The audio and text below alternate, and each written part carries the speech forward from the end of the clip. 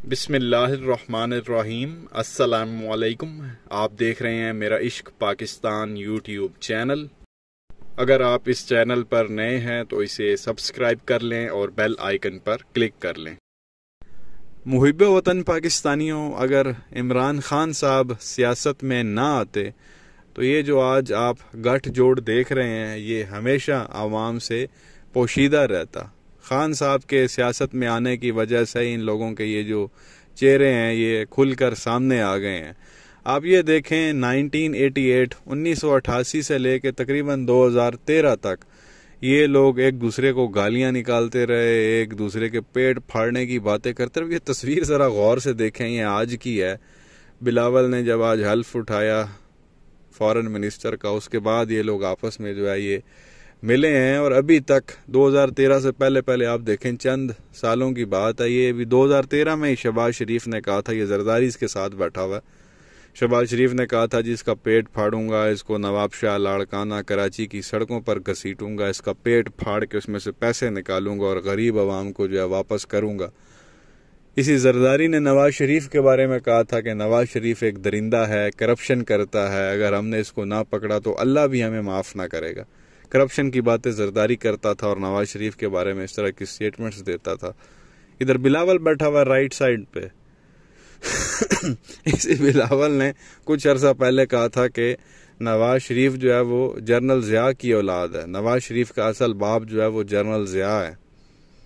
और आज ये देख लें, उसी जनरल ज़िया के छोटे वाले बेटे के दफ्तर में जो है इस बिलावल ने नौकरी शुरू कर दी और आज एज फॉरेन मिनिस्टर जो है इसने हल्फ उठा लिया। और आज ये सारे चोर उचक्के जो है वो इकट्ठे हो गए हैं, जो पिछले आप कह लें 30 सालों में एक दूसरे की शलवारें खींचते थे, नाड़े खींचते थे, आज जो है ये एक दूसरे की शलवारें पकड़ के खड़े हुए हैं और दांत निकाले जा रहे हैं।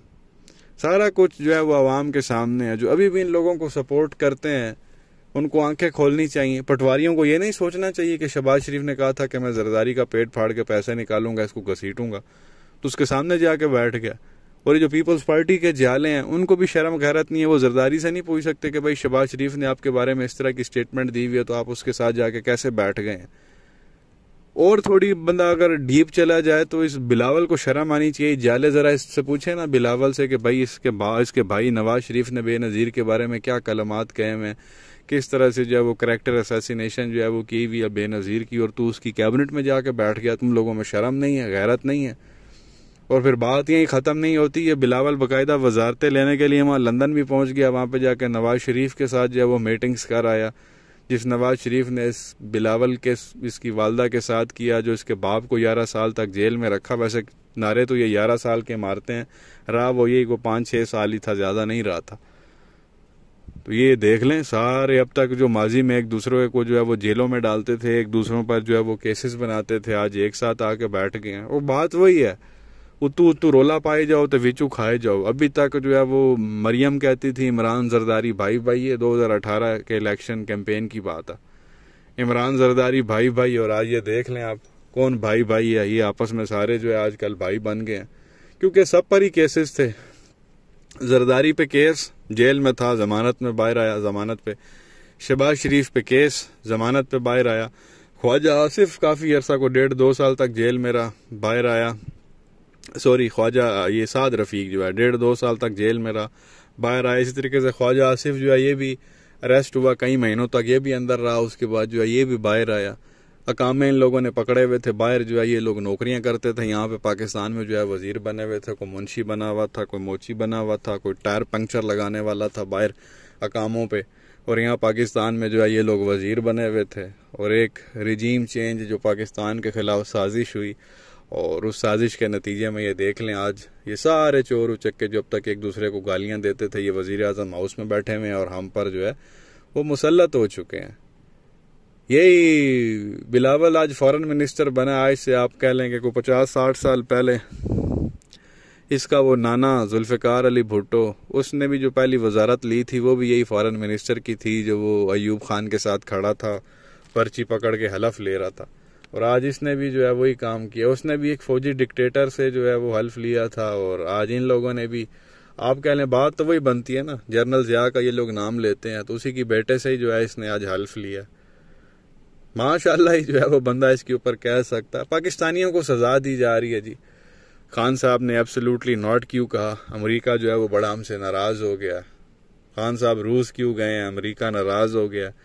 और आपके इस चेरी ब्लॉसम ने, ये जो जोर जबरदस्ती का वजीर आजम है, इसने आज भी स्टेटमेंट दिया कि हम अमेरिका के साथ दुश्मनी मोल नहीं ले सकते, अमेरिका के खिलाफ नहीं जा सकते, अमेरिका के साथ जो दुश्मनी है वो हमारे वारे में नहीं है।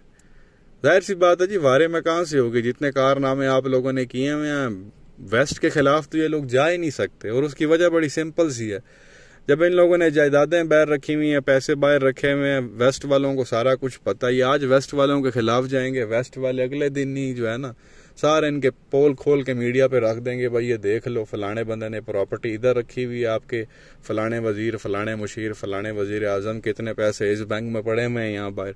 वो इनको नंगा करके रख देंगे उसी वक्त अगर उनकी बात नहीं मानेंगे। तो इसी वजह से फिर ये इस तरह की स्टेटमेंट्स भी देते हैं, beggars can not be choosers. और जी आज तो खैर इसने हद ही कर दी, अमेरिका के साथ जो है वो दुश्मनी हमारे, हम कब कह रहे हैं कि अमेरिका के साथ जो है वो दुश्मनी की जाए। लेकिन बंदा आज़ादी की तो बात कर सकता, बराबरी की तो बात कर सकता। बराबरी का सवाल इससे किया था ना, वो जियो का था, आई थिंक शहजाद नाम है उसका एंकर, उसी ने पूछा था कि भाई आप किस तरह अमेरिका के साथ बराबरी के ताल्लुकात रखेंगे। तो इस शहबाज शरीफ ने कहा था कि beggars can not be choosers. जो खुद अवाम को भिखारी समझता हो तो फिर सोच ही भिखारियों वाली हो तो फिर पीछे रह क्या जाता है। तो आज फिर हमें ये दिन देखने पड़ रहे हैं। तो ये सारा कुछ खान साहब की वजह से ही पॉसिबल हुआ है। खान साहब सियासत में आए हैं और खान साहब ने तो खैर आज से 10-12 साल पहले ही कह दिया था कि इस नवाज शरीफ और जरदारी ने एक हो जाना। उस वक्त कोई यकीन भी नहीं करता था, 2008-2009 की बात है, क्योंकि उस वक्त एक दूसरे को ये लोग गालियां निकालते थे। तो किसी के मतलब जहन में भी ये बात नहीं थी कि ये लोग इकट्ठे हो जाएंगे जो एक दूसरे को गालियां निकालते हैं, पेट फाड़ने की बातें करते हैं, तो ये कैसे इकट्ठे होंगे। तो खान साहब की बात सही थी, उनकी प्रोडिक्शन सही थी, वो इनको बड़ी अच्छी तरह से जानते थे। और वही आज हम देख रहे हैं कि एक ही छत तले वजीर आजम हाउस में जो है ये खिचड़ी पकी हुई है। सारे जो चोर उचक्के पार्टियां जो है वो इकट्ठी हुई हैं, जो अब तक एक दूसरे को गालियां निकालते थे। इतनी ज्यादा पार्टीज हैं, मेजोरिटी पार्टी खान साहब की है 155 सीटों की, वो बाहर बैठे हुए हैं। और ये किसी की 10 सीटें, किसी की 15 सीटें, किसी की 7 सीटें, ये जो है यहाँ हुकूमत बना के बैठे हुए हैं और जोर जबरदस्ती की जो है वो वजीर आजम बन गए हैं। और बस सजा दी जा रही है जी कि आप लोगों की हिम्मत कैसे हुई आज़ादी के बारे में सोचने की, खुद मुख्तार बनने की हिम्मत कैसे हुई, इंडिपेंडेंटली आपने सोचा कैसे, इंडिपेंडेंट बनने की आपने हिम्मत कैसे की है। तो उसकी सजा पाकिस्तानियों को जो है वो ये दी जा रही है। रूस अभी भी पाकिस्तान को 30% कम रेट पे, जितना हम बाहर से ले रहे हैं सऊदीया से, इधर उधर से, उससे 30% कम पे रूस जो है वो हमें तेल देने को तैयार है। लेकिन अमेरिका का हुक्म है कि खबरदार तुम लोगों ने हमसे जाके तेल लिया या कोई मुआहिदा किया।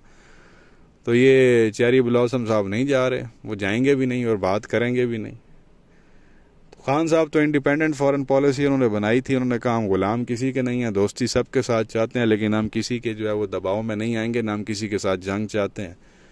तो उसका फिर नतीजा जो है वो पाकिस्तानियों को अब इस तरह से सजा दी जा रही है। पूरे मुल्क में जो है वो लोड शेडिंग हो रही है। मैं कैपिटल में रहता हूँ, कैपिटल में कभी लोड शेडिंग नहीं हुई, कभी कोई हफ्ते में एक आध बार थोड़ी देर के लिए लाइट चली जाए 10-15 मिनट के लिए, हफ्ता भी खैर मैं आपको बहुत कम बता रहा हूँ, 15-20 दिनों में एक आध बार ऐसा कहीं हो जाए 10-15 मिनट के लिए लाइट चल जाए, वरना कभी लोड शेडिंग हुई नहीं थी। जब से इनकी हुकूमत आई है और डेली बेसिस पे हर घंटे के बाद लाइट जा रही है और इतनी तकलीफ का जो है वो सामना करना पड़ रहा है, तकलीफ दी जा रही है पाकिस्तानियों को कि तुम्हारी हिम्मत कैसे हुई है आज़ादी की बात करने की, आज़ाद ख्वाब देखने की, आज़ाद फॉरेन पॉलिसी की। तो ये प्यारे पाकिस्तानियों, पिक्चर ऑफ द डे आपके सामने रखनी थी। जो अब तक एक दूसरे के जो है ये नाड़े खींचते थे, अब एक दूसरे की शलवारें पकड़ के खड़े में हैं और दांत निकाले जा रहे हैं। ना इनको अपनी ख्याल है, ना माँ की इज्जत का ख्याल है, ना बाप की इज्जत का ख्याल है। ख़ास तौर पर तो बिलावल को शर्म आनी चाहिए, बेशरम आदमी, तो उसकी कैबिनेट में जाके बैठ गया है। इसने तेरे बाप के बारे में कहा हुआ कि मैं पेट फाड़ूंगा, उसको घसीटूंगा। इसी के भाई ने तेरी माँ की कैरेक्टर असैसिनेशन की हुई, उसके सामने तू जाके बैठ गया। जिसको अपनी माँ की इज्जत का ख्याल नहीं है, अपने बाप की इज्जत का ख्याल नहीं है, वो पाकिस्तान की इज्जत का जो है वो क्या ख्याल रखेगा, उसको तो कोई फ़र्क ही नहीं पड़ता। तो ये प्यारे पाकिस्तानियों, सारे मामलात हैं। आप क्या कहेंगे नीचे कमेंट सेक्शन में अपनी राय का इजहार ज़रूर करें। वीडियो को लाइक करें, चैनल को सब्सक्राइब करें, बेल आइकन पर क्लिक करें। शुक्रिया।